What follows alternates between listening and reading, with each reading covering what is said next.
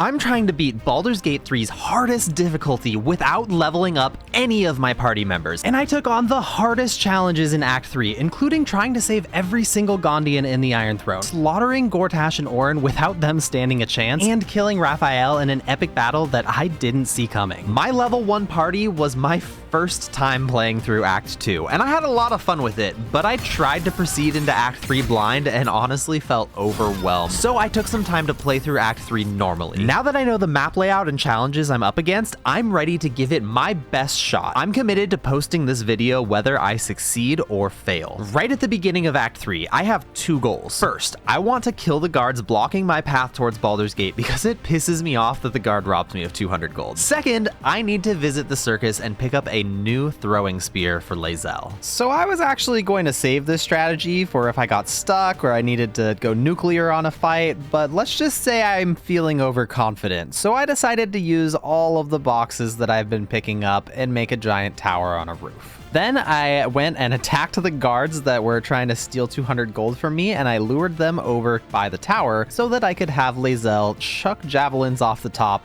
doing massive bludgeoning damage because of how high it was being thrown from. While Lae'zel was throwing spears, I had my wizard protected by the Sanctuary spell and was just moving the moonbeam around, which doesn't break Sanctuary for some reason. So I was able to just do a massive amount of damage while being pretty much inaccessible to the enemy the entire fight. It still took quite a bit of time to actually finish off the last Steel Watcher because these things are beefy. But we did finish it off and headed towards the circus. And I guess when I grouped my party back up, Lae'zel decided to try to jump down from the tower instead of climb down, so she took a bunch of damage, but it's okay. She'll be fine. Short rested off. There's only one thing that I'm here at the circus to get, and in order to get it, I need to get the jackpot when spinning this wheel. To get the jackpot, I need to buy or steal the ring that Akabi, this guy has, and that way he can't use Mage Hand to make sure that I lose when I spin the wheel. Enjoy the jackpot, muley turd! Well, he's a real sore loser about it and teleports me to a jungle full of raptors. And since it's just Lae'zel here by herself and I don't need experience, there's no reason for me to try to fight them. So I just went into sneak mode and used turn-based mode to try and sneak past all of them. I did almost get caught by one of them, but I flipped the game into turn-based mode just soon enough for me to jump down, grab the jackpot, bring it back to right in front of this guy, and open it in front of him. The spear that you get in this jackpot box is amazing. It does a ton of damage and it comes back to you after thrown, so I gave it to Lae'zel for her throwing build. Then I went scavenging for Mind Flayer parasite specimens, and I picked a fight that would normally be easy just to show how outmatched I am at this point.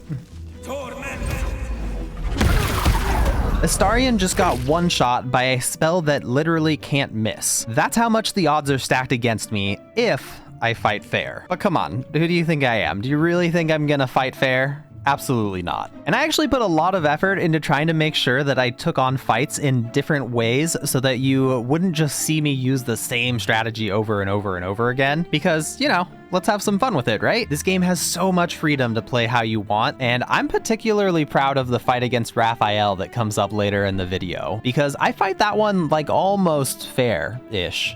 Kinda. With all that said, let's get into my first big game changer, which is the displacer beast shape. This lets me turn my party members into displacer beasts, and I went ahead and got black hole as well because it's just amazing. Before I can actually turn my party members into displacer beasts, I need to convince them to let me use Mind Flayer parasites on them. So I went and talked to this courtesan here, and the person she was with turns into a Mind Flayer. So we have to take it out, which again, shouldn't really be that difficult, and it wasn't like it was a massive challenge or anything, but I have to use like multiple high-level spells, all of my party members' turns, and I still can't take down one thing. It's a miracle that I got the saving throw against that spell, but I did, so we came out of it unscathed. The reason that I needed to come save this courtesan is that she gives me the Rapture buff. Rapture. Yeah, that's what I said. Rapture adds 1d6 to basically every check in the game. Attack rolls, ability checks, saving throws, all in until the next long rest, and I'm going to be using it for a lot of ability checks coming up soon. I buffed my character as much as I could to be able to persuade my party members, and one by one I went through and convinced every single one of them that they should let me use Mind Flayer parasites on them. And it was pretty easy actually, because I mean, like, I need a 15 on Shadowheart and I rolled a 35, because between guidance, bardic inspiration, rapture, the voice of the whatever, I just have so many buffs that I can stack on. So I turned all of my party members into black hole using displacer beast shifting monsters, and we are all ugly now, but it's for the greater good, which is me beating this game at level 1. The displacer beast is great because it gets to attack 3 times per turn. It has 85 health, and it has multiple abilities that can make really good use of both its bonus action and its regular action if it's too far away from the combat. I'd say their best strength is in absolutely overwhelming the last couple of enemies in a fight, because they can make so many illusory copies that it's just really hard for anything to fight against us. But if I were to use them immediately at the beginning of every fight, it probably wouldn't be too hard for enemies to take us down and knock us out of this form, and I can only use it once per day. But these enemies down at the docks were the perfect guinea pigs for me to test what the displacer beasts could do and figure out when the right time to use them would be. They also make all the NPCs in town freak out, which is equal parts funny and annoying. I tried to talk my way past the guards at the gate so I could get further into the city, but I've already used like all of my best persuasion things, my bardic inspiration, my circle of the whatever thing. So I was, even with a 19, I only was able to get up to a 28. But apparently that doesn't matter because you can just fly through solid wood and move right along. So that's what I did. So I cruised on through and I was on my way to the lower city. When I transition from the Wormrock area to the lower city, it actually resets the cooldown on my displacer beast, which I didn't really end up using that much. It resets all the cooldowns that you have. So I used it a couple of times, but I didn't really need to use it that often. I have a lot of camp supplies, so I can just long rest when I need to. I headed over to the magic shop to buy some high level scrolls, but it turns out that all of the scrolls are scaled to your level, so I need to go and raid the magic vaults in order to get some actual high level magic. All you really need is a scroll of see invisibility so that you can see the invisible bits that are left there, and it's pretty easy to get through. Lae'zel got cursed by one of the magic books, but when you remove the curse, it gives you a buff that adds plus 20 temporary health at the beginning of every day, which for me is great. So I got a bunch of really high level magic that maybe I'll even remember to use during this playthrough. To get even more scrolls and gear, I used Fog Cloud in the middle of the magic shop and just robbed Lorroakan's projection of anything that I wanted, absolutely anything. It was super easy. I moved my pickpocketing gear over to my wizard so that I would have the extra 1d6 from Rapture, and just use a lot of the same old tricks that I've been using for the rest of this series. Then I went and got even more high-level magic scrolls by doing some bank robbery. When I put together the rough draft for this video, I put way too many clips of me just opening vaults. Here's all you need to know. I have advantage on every check, I have a bunch of dexterity, proficiency in sleight of hand, I have plus 1d6, I have guidance 1d4, I went and bought more lockpicks at one point because I ran out because some of the locks were being stingy and I kept failing, but I opened every single vault and took everything that there was to steal. I also just spammed displacer beasts on the fight in the main vault area, and we're gonna move right past this section so I can keep this video moving along. This is the end of the stealing portion of the video, I promise. I just had to use the rapture buff all in one go so that I could steal everything, because otherwise I couldn't meet the checks. But I nabbed Lorroakan's magic items as well. Also, let me take a second to talk about this improved bardic inspiration that's giving me 1d12. I don't know where it came from. It's just there, and if it's there, I'm going to use it. If you know where it came from, please tell me, because I literally have no idea why I have it. Obviously, Astarion is level 1. He has 9 HP, but here we are. I found a scroll of Globe of Invulnerability, which pretty much gives me a get out of jail free card if I ever get into a fight that has too much damage coming my way that I can't avoid. Then I shuffled a bunch of gear around on my party members. It's mostly not that important. The big thing that you need to know is that this staff that I got, Marco Heshkir, has Koreska's favor, and it gives me multiple high level spells every day. It gets reset on short rests. It's a game changer. So I gave Astarion as high of a spell save DC as possible, and he is going to be my main caster for high level spells. Lorroakan wants to hurt Dame Aelin, and I didn't think Shadowheart would be cool with that, so I had my cat lure him over onto the balcony because he's actually a pretty difficult fight and I might have had some trouble with him. So I wanted to see if I could throw him off the edge, but I wasn't getting a clear line to throw him to anywhere. So I tried throwing some boxes down to give myself something to stand on and have maybe a little bit of a higher place to throw off of. That actually seemed like it was going to work pretty well. I was up on a higher surface and it looked like that's where it would let me throw from, but I didn't have anywhere to throw to. So I needed to find something to target. So I just walked around and found a couple of barrels and then made a short stack of barrels, 3 high, and then picked up Lorroakan and yeeted him onto the barrels, and the game told me that he was going to die if I threw him far enough over to the ledge. So I just threw him to there, and that was it.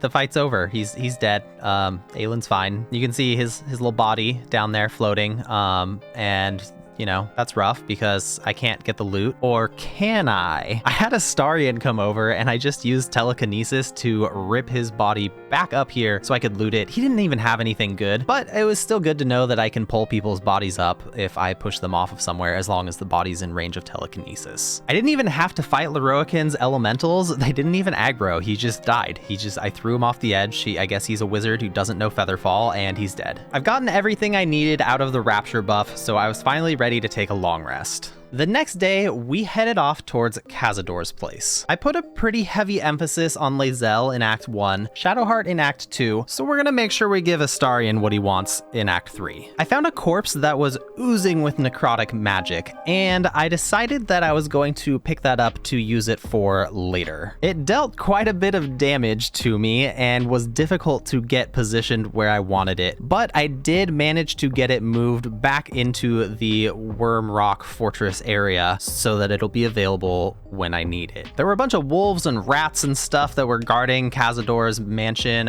so I just lured them out of the room they were in and just did a bunch of hit and runs on them while they went down the stairs, and it was almost flawless. I almost took out every single one of them without taking a hit, but right at the end I failed a couple of attacks and had the enemy just at 1 HP and couldn't finish them off, and so Lae'zel got dropped. So close to being perfect.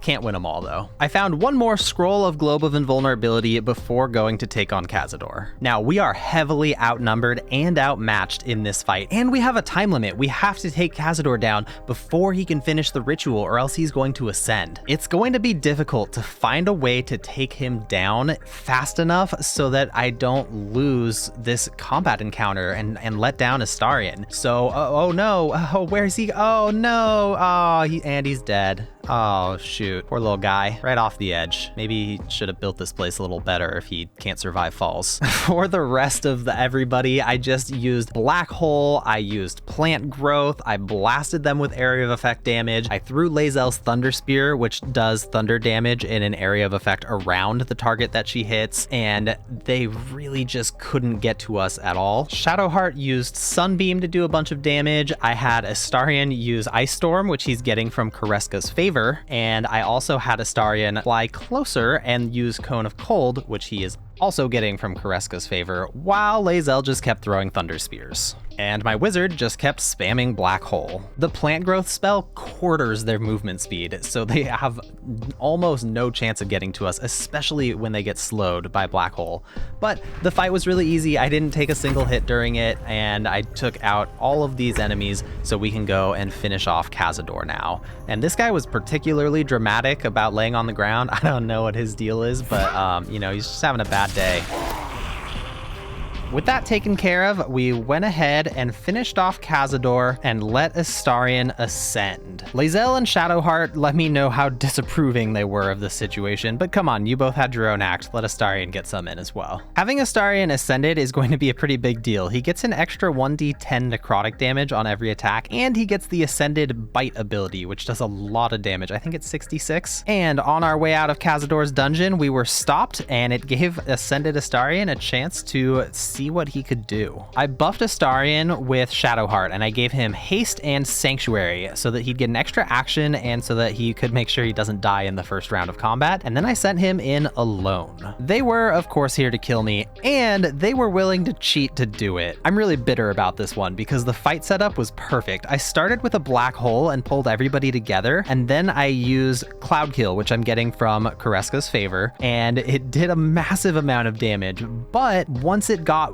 one of these enemies down below 60% health, they have an ability that's supposed to trigger when they get hit by a melee attack, and they're supposed to return damage. But apparently the game was treating everything as a melee attack, and it downed Astarion, which I just thought was dumb. So I restarted the fight and I used a scroll of disintegrate on Caitlyn to make sure that she was out of the fight. It returned damage even on that, so it's super bugged. But now I finally get to try out the fight as I was planning to, which is to spam Black Hole and Cloud Kill while using my mobility to fly away. And my strategy worked perfectly. Astarion butchered every single one of them all by himself without taking any damage. I even had him go up and use his new Ascended Vampire Bite to finish off the last one.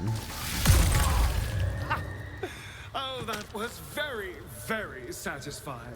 But the game wasn't done trolling me yet, and I was absolutely willing to save scum the crap out of this guy because he just magically breaks out of anything that you crowd control him with, and you have to chase him all around town to try and kill him. And I want his boots, and it doesn't matter if you succeed on the spellcast, he just uses it, he just gets out magically. He doesn't even have to succeed on a saving throw. He's just out of whatever you put him in, and that pissed me off. So I became determined to kill him without him getting away. I used a scroll of blindness on him so that I could start the fight without him being able to see the fight, so he wasn't in it initially, and then when the blindness wore off, it put him in, but after me. So I got to go first, even though his initiative is way faster than me almost every time. Then I save scummed until I succeeded on a scroll of Hold Monster so that all of my hits against him could be critical hits. I had one of my characters as a displacer beast. I mean, they're all displacer beasts right now, but I had one of them use a potion of invisibility and sneak up on Dolor and then use the displace ability to bring him up to the roof. And then I smacked the absolute crap out of him with my other ones, getting critical hits. I did need to use another scroll of disintegrate to make sure that I finished him off, but I didn't want to deal with it. I didn't want to chase him around town. I refuse. But it was worth it. I got my dimension door casting boots, and those are going to come in handy later. And then I just spammed illusory copies for the rest of the fight to finish off the other ones,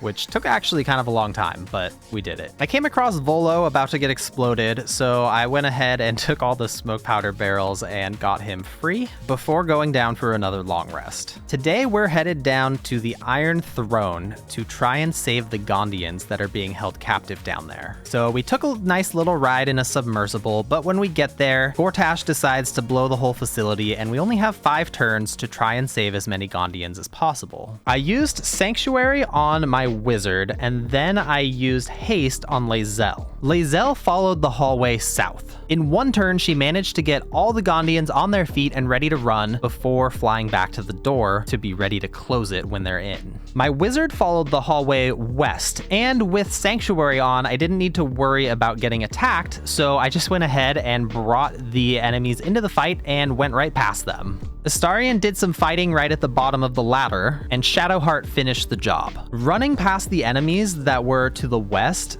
ended up being a great decision because they ran into a hallway where there's just a bunch of oil barrels already sitting right there. And we managed to clear the south in one turn so that I could shut the door, sealing off the reinforcements that were on their way. Shadowheart flew to the west and set up all the oil barrels so that I could blow up the 2 slimy fish monsters that were in there. I managed to get just far enough away so that they died and I didn't get touched, and the explosion closed the doors, but you can just open them again if you're inside there, so it was very, very simple to clear the west side of enemies. Customer service is very important to my party, so we threw a bunch of water down on the fire so that we could clear the path so that there weren't going to be any Gondians screaming on fire as they got into our submersible. Gotta get those 5-star reviews. With the south taken care of, Lae'zel headed to the east hallway. With haste, she has so much movement right now, so I just flew her all the way in and hit those levers so that I could get the Gondians free and they would start running. I figured I could deal with the slimy fish people on the way. And I did. I used Zephyr Flash to do a bunch of damage to the two of them, and all of the Gondians are free of their cages now and running like crazy trying to get to the submersible.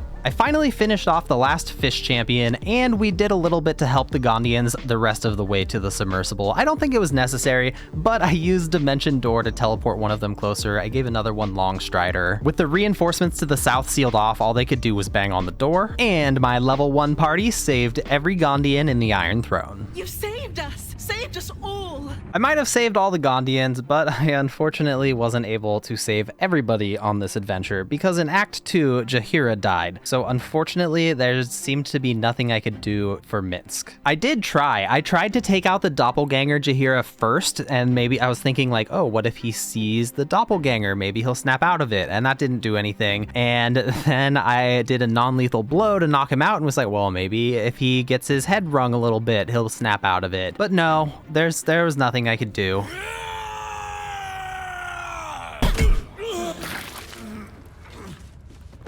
By this point in this video series, you should know I'm not the kind of person to get obsessed with completing some sort of weird, very difficult goal.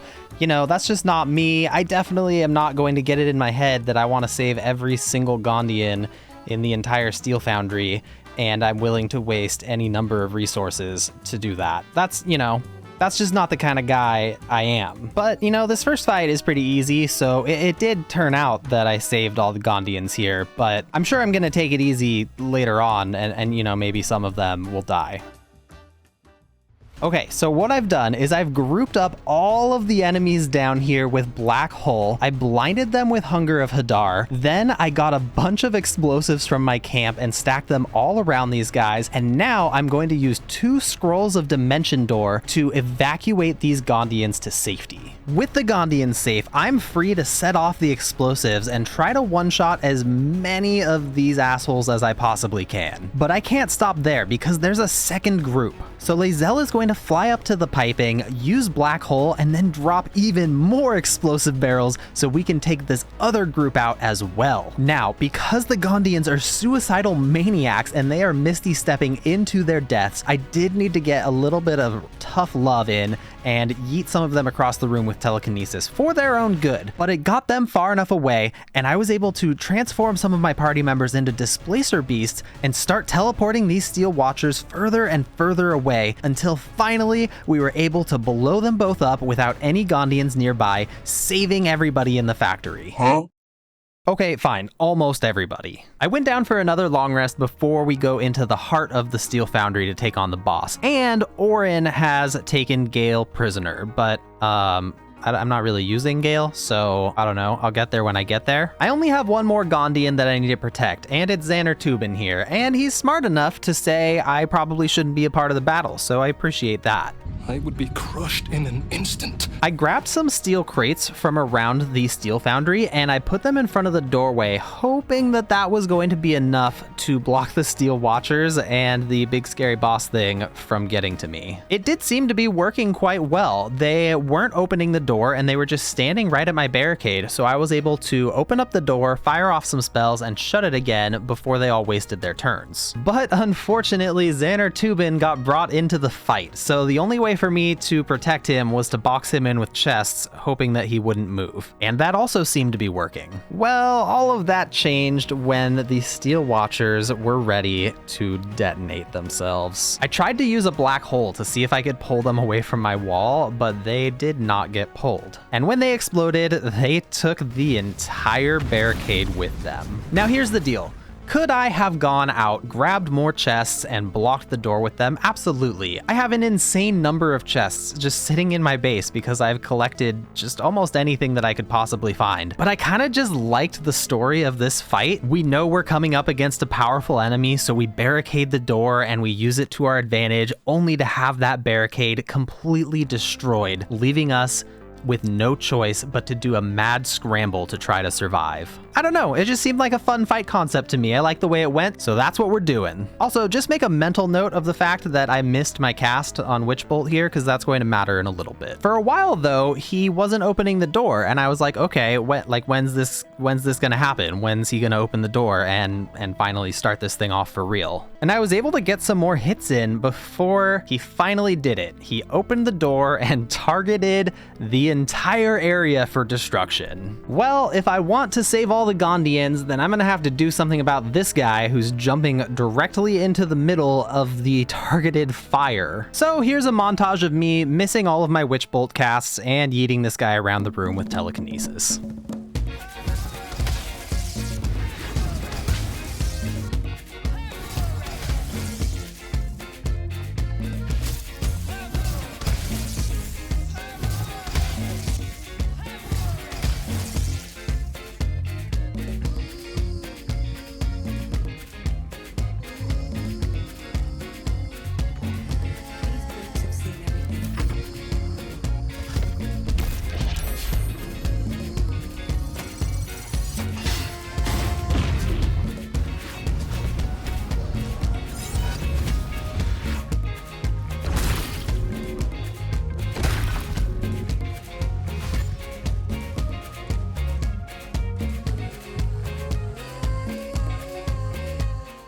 Man, Shadowheart is having a rough day trying to save these Gondians because she looks like this now. But hey, I got a really good bow out of it that has Celestial Haste on it, which allows me to haste for 5 turns without any downside happening at the end. And the Steel Foundry has been destroyed.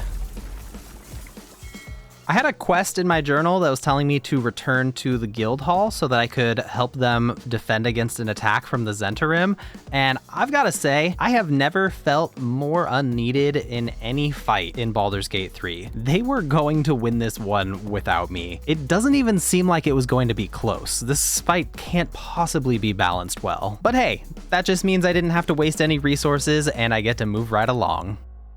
You'll have what guild blades I can give when the time to take the absolute comes. Time to take on Gortash, but when I went to go grab my backpack that was supposed to be dealing necrotic damage, it didn't seem to be working. So I had to take Victoria's corpse out of it, which was painful immediately and completely. And then I threw a health potion at Lae'zel to get her back on her feet and stuffed the body back in the backpack so that I could move it more easily. Once I stepped clear of the backpack, the rest was going to be up to Connor, my little zombie friend.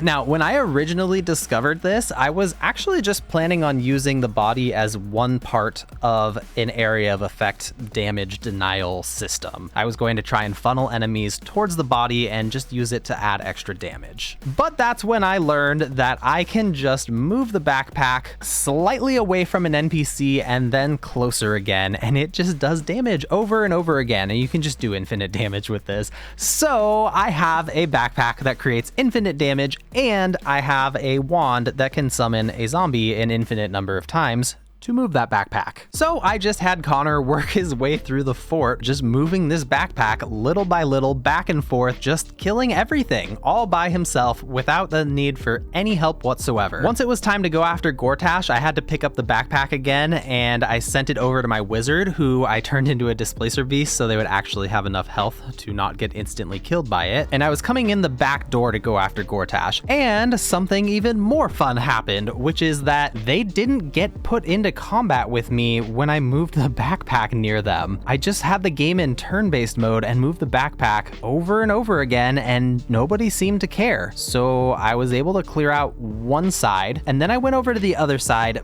but it did put me into combat, and I think it's because the guard was looking right at me. So I went back to a previous save because I wanted to test it, and I was right. When I cast Fog Cloud so they couldn't see me, I wasn't put into combat, and I was able to kill Gortash without ever even being in combat with him. After I'd done this myself, I saw a YouTube video where somebody pointed out that you can do the same thing with Gale's body, because I guess when he dies, he has a necrotic aura around him. So you can put Gale's body into a backpack and do this to people at any point during the game.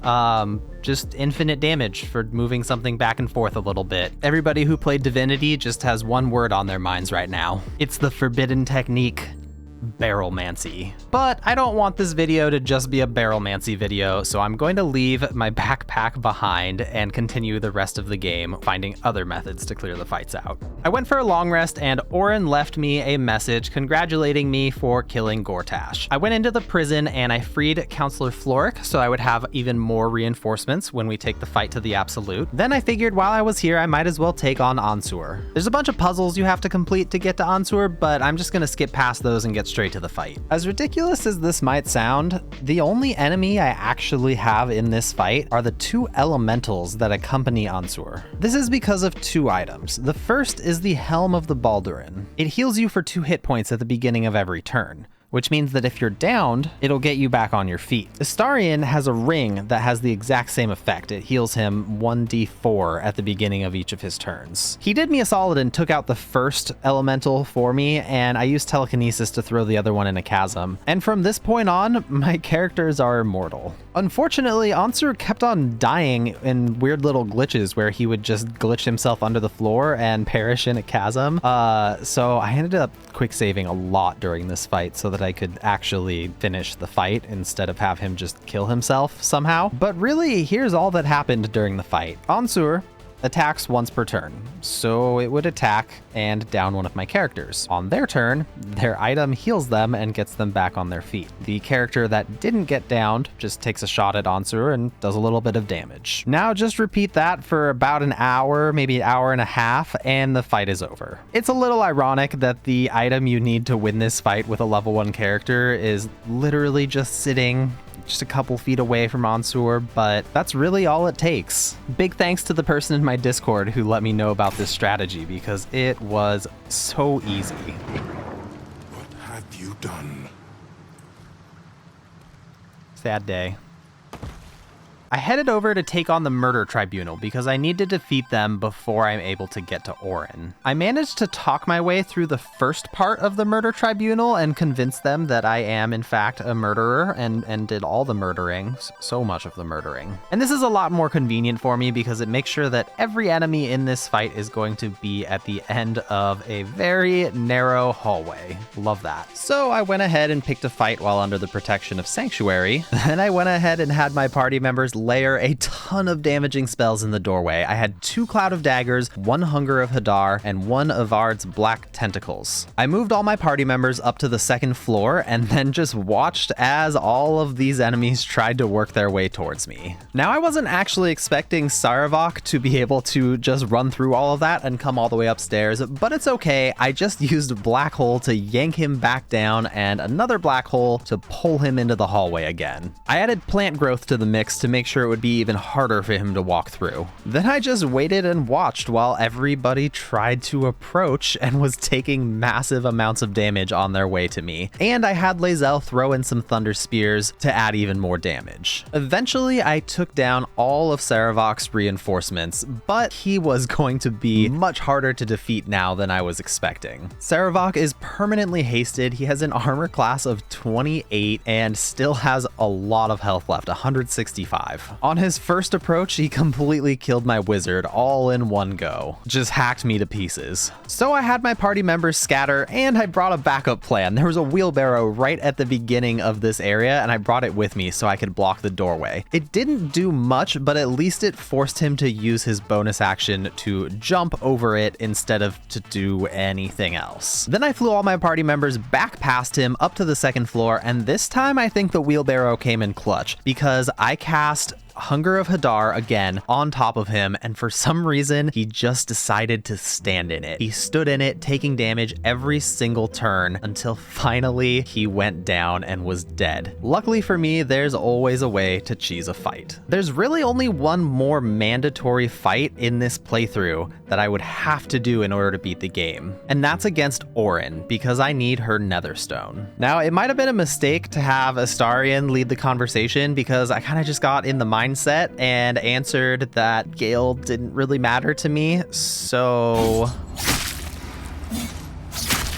That didn't go particularly well. But it was the truth. Gale has been of no significance for this run, and I don't need him to finish the game. Then Orin went into Slayer form, turning into a giant, disgusting monster. And the challenge here is that she has Unstoppable 10. This reduces the damage she takes from 10 different attacks, and while she's unstoppable, I can't move her with any of my abilities. What could my level 1 party possibly do to be able to deal with a massive monster that we can barely damage and can't move? Well, the first 9 unstoppable stacks went away to Magic Missile, the 10th went away to Astarian's Ascendant Bite, and a Shadow Heart Black Hole, followed by a Force Tunnel from Astarian, and the fight is over. Okay, not quite over, I still had to finish off Orin's troops, but that really wasn't any trouble. Now, although Orin was the last mandatory fight I needed to take on, I just don't think this run would be complete if I didn't fight Raphael, because honestly, it's probably a harder fight than all of the endgame stuff that's going to come after him. Does Baldur's Gate 3's final boss have some quirks I'm going to need to overcome? Yes, absolutely. But in terms of raw combat power, Raphael's got that fight beat. I hadn't found any clues telling me that Helsik could open a portal for me, so I headed over to the House of Grief so that I could read something that would allow me to have the conversation with Helsik, asking her to open a portal for me. I got what I needed and figured while I was there, I might as well do the House of Grief fight. This fight went extremely smoothly, with me just spamming plant growth, black hole, area of effect spells, and blasting the crap out of everybody, except for one little hiccup where my entire party got insta-killed.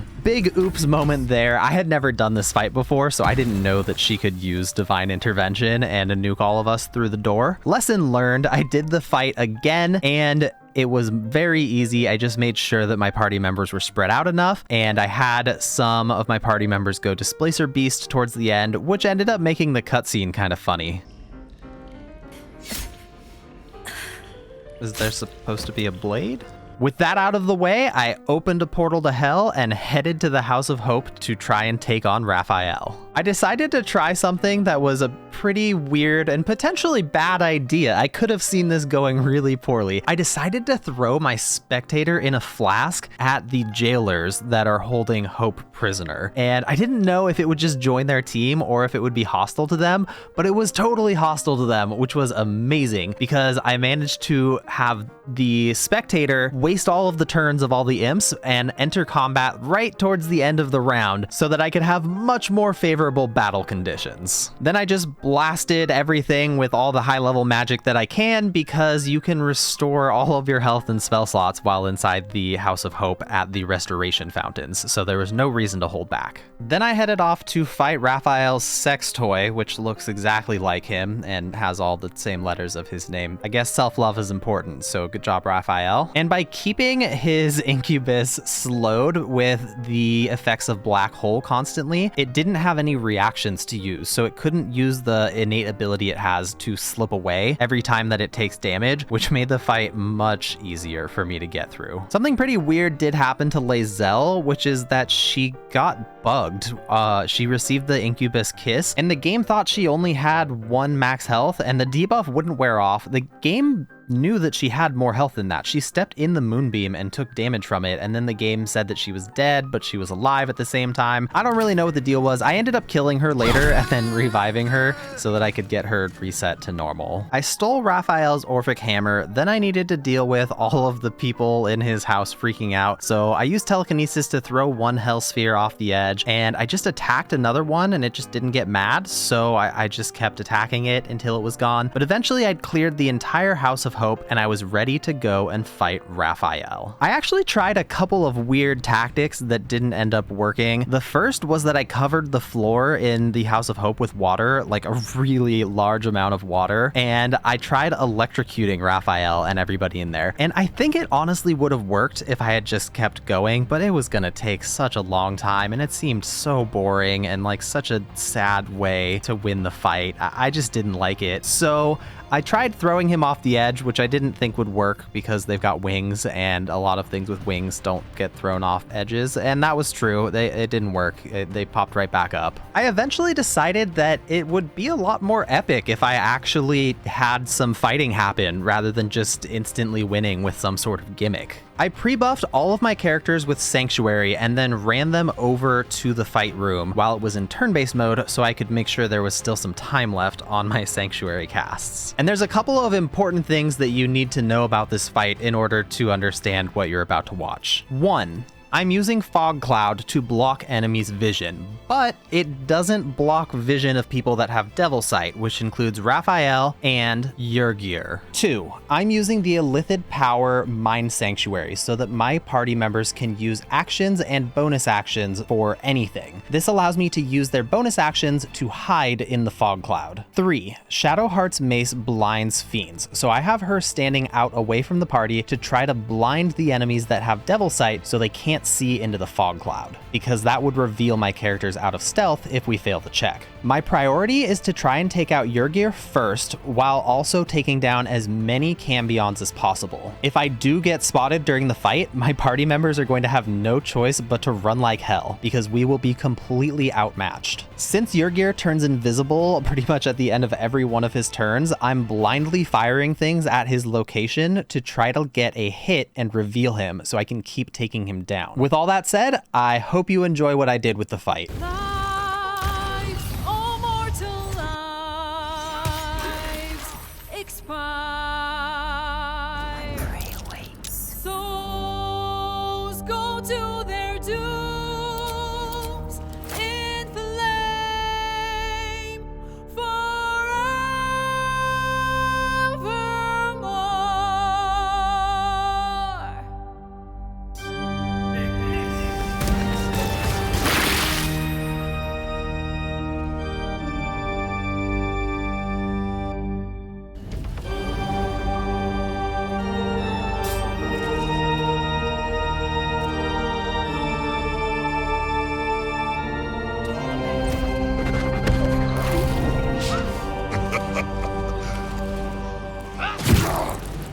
Hell has its laws. Hell.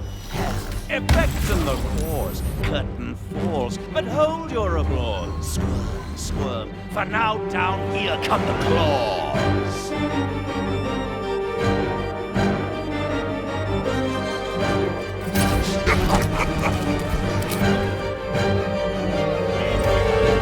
Lives, all mortal lives, expire. Souls go to their dooms in flame forevermore.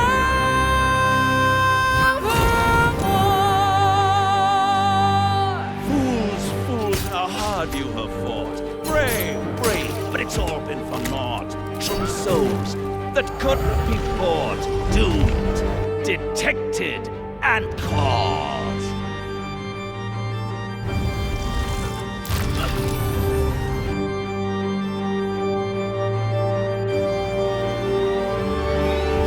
No more deals, it's over.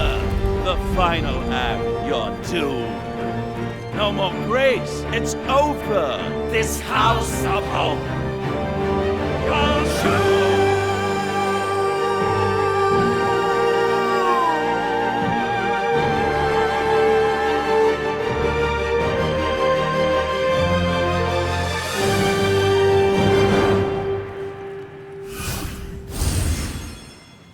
Don't worry, Hope, we got your back. Astarion downed himself by taking down the Cambion that was threatening her, and Shadowheart got him back on his feet and gave him Sanctuary so he'd be safe until his next turn, before she flew up to the balcony where she would be safe. I had summoned a spiritual weapon in the room, and they just left it behind, so I started taking down pillars with it, and I started running hit and run attacks by flying my characters down off the balconies, dealing some damage, and flying them back up, and also by throwing smoke powder bombs off of the balconies to try and kill some of the Cambions. Since Astarion had Sanctuary on him, I brought him back into the room with the pillars and had him turn into a displacer beast so that he could start working on finishing off the rest of the pillars, because the spiritual weapon only had enough turns to take down 2 of them. Luckily, the bludgeoning damage is doubled against these pillars, so the displacer beast was pretty good at taking them down, and it wasn't long until I had all 4 pillars destroyed. With all the pillars destroyed and all of Raphael's reinforcements depleted, I had all of my party members go displacer beast, and we just started summoning a massive amount of illusory copies all over Raphael, trying to give him anything to hit that wasn't us. That being said, he was pretty good at making sure that he targeted my real characters instead of illusory beasts. But since we had enough of a health pool to actually take the hits without dying, and I had Hope spamming healing spells for us, we were able to overwhelm Raphael, and man, it took such a long time.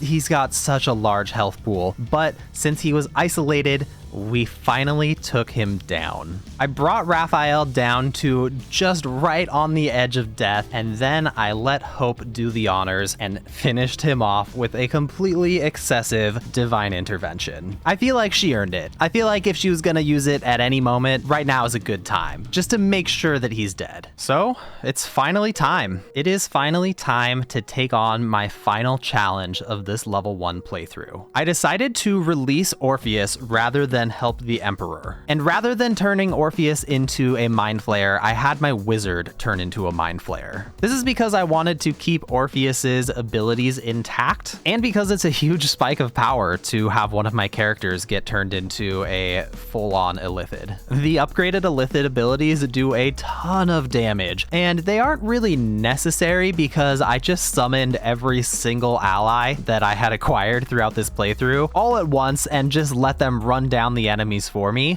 but having the extra power still gives me a little bit of leeway in case anything doesn't go my way. So the first part of the finale is complete. We've gotten through the battleground area. Now we need to get past the ships that are going to be bombarding this area, which is really easy. I just had Lae'zel fly right past everything while hasted, and that's done. Part 2 is done. We are officially ready to go up and take on the Netherbrain. For some reason, my Mind Flayer that is supposed to be able to fly decided to climb up, but that's cool. You know, maybe save your psychic strength or whatever it is. Up at the top, I just had all of my characters chug potions of invisibility, and Orpheus used invisibility on himself. So we were able to just ignore everything because they can't see us. We just turned invisible and scattered and headed towards the crown. The enemies didn't know what to do so much that the dominated red dragon used fire breath on the Emperor, so gotta love that.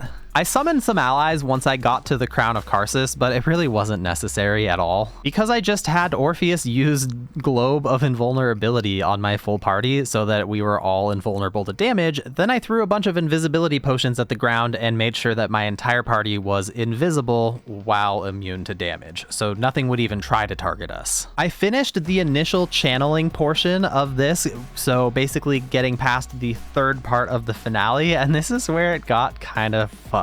I can't tell you for sure why this happened, but my assumption is that since my character was invisible upon entering the mind of the Netherbrain, it didn't actually bring the mind of the Netherbrain into the combat queue. So when I decided to cast Moonbeam on its location, the game treated it as, oh, here's some damage. Normally we would step out of the way and just get out of the damage zone. But since the Netherbrain can't move, I was able to kill the Netherbrain while completely AFK. It just sat there. It literally just sat there in my Moonbeam, and the Moonbeam is a part of the combat, so the 10 turns that it has aren't running out. But the Netherbrain is not, so it was just taking damage over and over and over again with absolutely nothing that it could do. And honestly, I am thrilled that I found out a way to kill the Netherbrain in a single turn without needing to do anything. I love finding stuff like this, but I didn't think it was the best ending to this video. So once I was done finishing off the Netherbrain with Moonbeam, I went back and I fought again. After all, I've been hoarding high-level scrolls for the entire course of the game. It'd be nice to actually use a couple of them, right? So I used all of my summoning scrolls. I summoned a Deva or a Diva or whatever, and I summoned some elementals. I used Scroll of Globe of Invulnerability. I blasted it with this improved magic missile scroll. And with 2 turns remaining, I finished off the Netherbrain with a party of only level 1 characters. I had a ton of fun doing this challenge. I hope you enjoyed watching it. I plan on making a lot of Baldur's Gate videos for a long time, so let me know what other challenges you would like to see me do, and if I don't get to it immediately, I will probably get to it eventually. Maybe. Probably. Most likely. We'll see. Love you, bye.